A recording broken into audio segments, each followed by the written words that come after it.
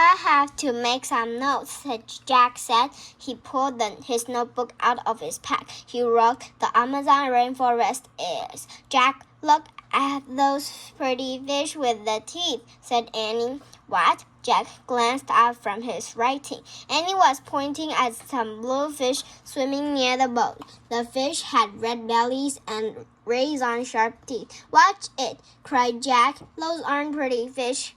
They're piranhas. They'll eat anything, even people." "Yikes," whispered Annie. "We'd better get back on shore," said Jack, putting the boat in his backpack. "How?" said Annie. "We can't go in the water now, and we don't have any paddles." Jack tried to stay calm. "We need a plan," he said. Jack stared at the river. "The canoe would soon float under some vines." "I'll grab a vine," said Jack, "and pull us to the shore." "Good idea," said Annie. As they glided under the branches, Jack stood up. The canoe rocked. He nearly fell out. "Balance the canoe," said Jack. Annie leaned to one side. Jack reached. He missed.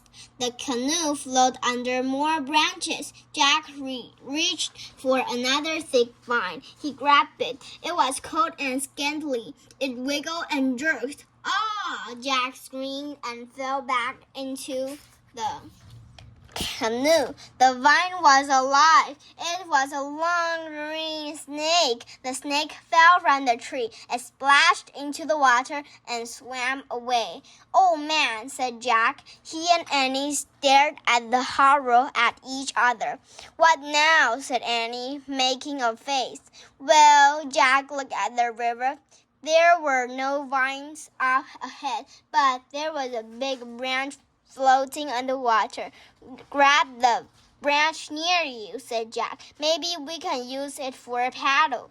The canoe floated closer to the branch. Annie reached for it. Suddenly, the branch lost into the water. It was a crocodile. "Help!" screamed Annie, and she fell back into the canoe.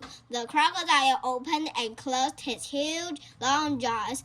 Then it moved past the canoe and swam up the river. "Oh, man," whispered Jack. A screeching sound split the air. Jack and Annie jumped. "Help!" said Jack.